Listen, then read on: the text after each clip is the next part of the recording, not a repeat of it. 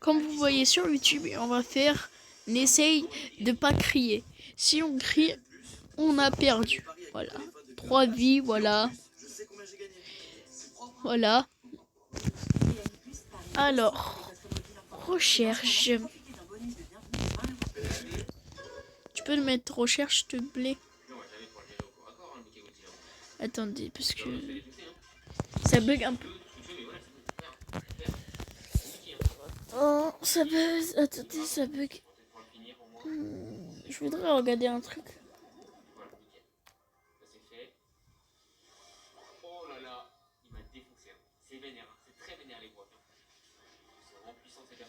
Alors, je pense que ça bug.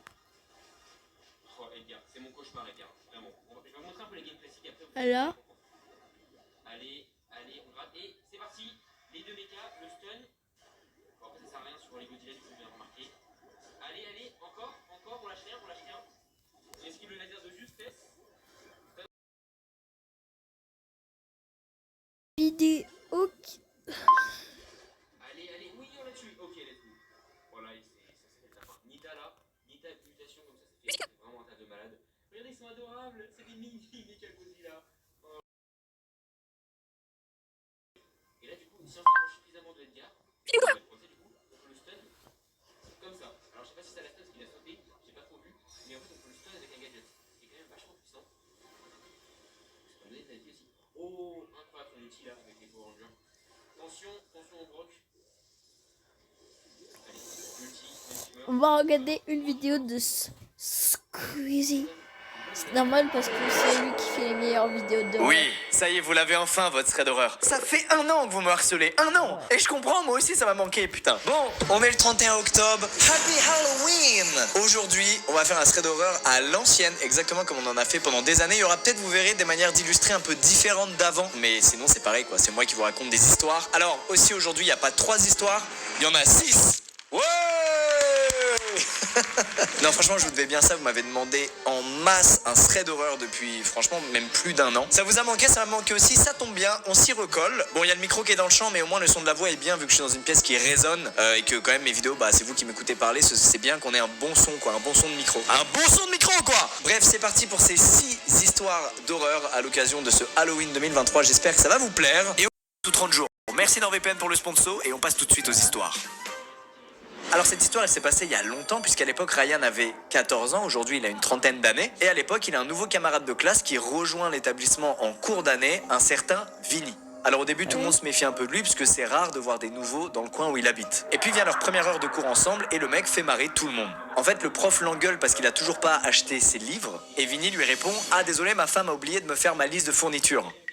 Bon, c'est pas très drôle pour nous, on va pas se mentir, mais à l'époque, voilà, pour des gamins de 14 ans, c'est hilarant. Vinny se fout clairement la gueule du prof et évidemment, tous ses camarades de classe aiment bien ça, un mec qui défie l'autorité et qui se moque du prof. Ryan et ses amis finissent donc par intégrer Vinny dans leur groupe de potes et écoutez, ils s'entendent super bien. D'ailleurs, à l'époque, dans ce fameux groupe de potes, il y a un peu un rituel. Pas du bizutage, rassurez-vous. Ils ont juste pour habitude chaque week-end d'aller dormir chez l'un d'entre eux. C'est l'occasion pour eux de passer du bon temps, de jouer aux jeux vidéo, de sortir en cachette la nuit, faire des bêtises, bref, c'est des ados. Et donc un jour, ils demandent à Vinny si c'est chez lui qu'ils peuvent aller dormir le week-end suivant. Et là, Vinny, face à cette question, il bug, mais il bug anormalement. Il est perturbé, il sait pas trop quoi répondre, donc il leur dit qu'il va en parler à ses parents et qu'il leur dira s'ils sont ok. Le lendemain, la bonne nouvelle tombe, ses parents ont accepté.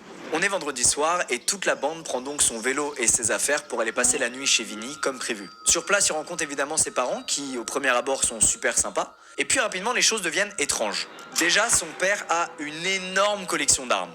Alors à l'époque, Ryan et ses amis, c'est des gosses, donc ils trouvent ça extrêmement stylé, un daron qui a des tas d'armes. Mais aujourd'hui, avec le recul, Ryan, il trouve quand même ça hyper étrange. C'est pas du tout commun dans la région que les gens aient des tas d'armes chez eux. Mais le pire est à venir, puisque ce jour-là, Ryan et ses potes rencontrent la femme de Vinny. Elle existe, c'était pas une blague, il y a vraiment une femme. Sauf que cette femme, elle a 26 ans. Ce qui est extrêmement choquant pour Ryan en 2023, mais à l'époque, il a 14 ans. Et eux, en fait, ils trouvent ça plutôt stylé que Vinny sorte avec une fille plus vieille, qui en plus est apparemment très jolie. Au lieu d'être choqués, ils sont jaloux en fait. Ça fait déjà 2 trucs bizarres, et plus la soirée avance, plus il y a de trucs bizarres encore qui se montrent. Déjà, le père se met à mettre le bras autour de la taille de sa femme, mais aussi autour de la taille de la femme de Vinny. Comme si c'était aussi sa femme à lui. Ryan, il voit ça, il trouve ça extrêmement chelou. Et puis les parents leur demandent tous de venir dans le salon pour prier tous ensemble. Alors Ryan, il a été élevé en tant que catholique, mais il trouve quand même ça bizarre de convier des ados à faire ça. Et surtout, apparemment, la prière a duré plus de 2 heures. Et ça ressemblait à aucune religion que Ryan connaît.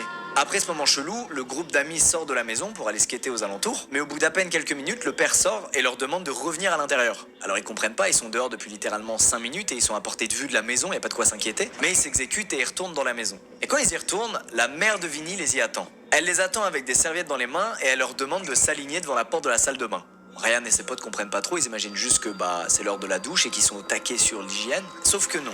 Elle leur demande à tous de prendre un bain, chacun leur tour, jusque-là pourquoi pas, sauf qu'elle leur demande de ne pas changer l'eau du bain. Et devinez quoi, Ryan est malheureusement le dernier de la file, donc il a bien la haine puisque c'est lui qui va se taper l'eau dégueulasse dans laquelle seront passés ses 5 potes avant lui. Évidemment, tout le monde trouve ça bizarre, mais personne n'ose rien dire tellement c'est bizarre. Pendant que Ryan attend son tour, il regarde un peu autour de lui et il remarque un truc encore plus bizarre. Tous les miroirs sont recouverts par des draps. Alors, il comprend toujours pas aujourd'hui la raison derrière ça, mais en tout cas à l'époque, quand il voit ça, il est vraiment en panique. Après le calvaire du bain, les parents de Vinny demandent à Ryan et ses potes d'aller se coucher. Ce qui est extrêmement bizarre étant donné que dehors, il fait encore jour. Mais vu ce qu'ils viennent de vivre, Ryan et ses potes ne montrent aucune résistance, ils s'exécutent. Vinny va dans une chambre à part avec sa femme, et Ryan et ses 2 potes vont dans une autre chambre dans laquelle ils vont devoir partager un grand lit à 3. Clairement, quand ils comprennent qu'ils vont devoir dormir à 3 dans le même lit, ils détestent ce moment. Ils trouvent ça extrêmement bizarre et ils se disent putain les gars, on n'aurait jamais dû aller dormir chez Vinny. C'est très chelou en fait ce qui se passe ici. Et malheureusement, c'est pas tout. En pleine nuit, ils n'arrivent pas à dormir évidemment à cause de ce qu'ils viennent de vivre et ils entendent des chants un peu étranges et des bruits de pas. Et vu l'ambiance de la maison et ce qu'ils viennent de vivre, ça les terrifie. Alors c'était peut-être encore un des rituels chelous de la famille de Vinny, mais une chose est sûre, nos 3 amis ne veulent cette fois pas du tout en faire partie. Ils vont donc attendre que ça se calme un peu, qu'il y ait moins de bruit dans la maison, avant de prendre la fuite.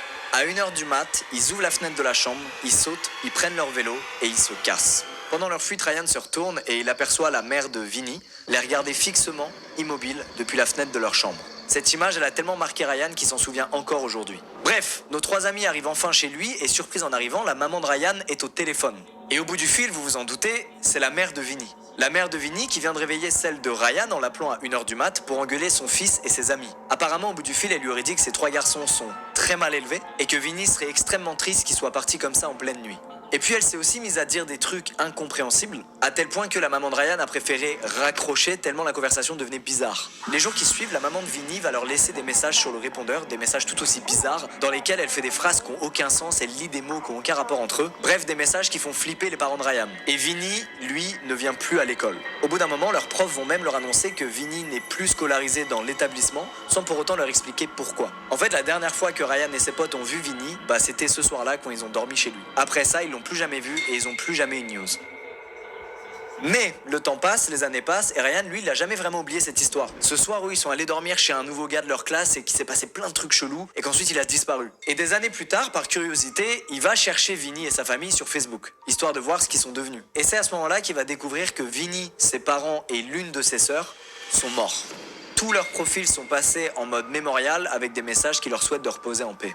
Malheureusement, ses recherches n'iront pas plus loin. Il sait juste qu'ils sont morts, il n'a pas réussi à trouver d'autres infos. Mais aujourd'hui, avec le recul, il est persuadé que la famille de Vinny était dans une secte très étrange, ce qui expliquerait les chants religieux en pleine nuit, la femme de Vinny alors qu'il a 14 ans, les draps sur les miroirs, bref, tous les trucs chelous qu'il a vus ce soir-là. Et pour lui, c'est triste, mais il pense que ça a probablement terminé en suicide collectif, comme ça arrive des fois dans d'autres sectes. Ce qui expliquerait pourquoi Vinny est mort à un âge si jeune et pourquoi toute sa famille est morte à peu près au... Voilà les abonnés, on se retrouve pour une autre vidéo. Alors mettez des pouces bleus et abonnez-vous. Je veux pas que ma chaîne soit supprimée. Alors abonnez-vous. Mettez un gros pouce bleu, abonnez-vous. Mettez la cloche, les commentaires. Au revoir les abonnés.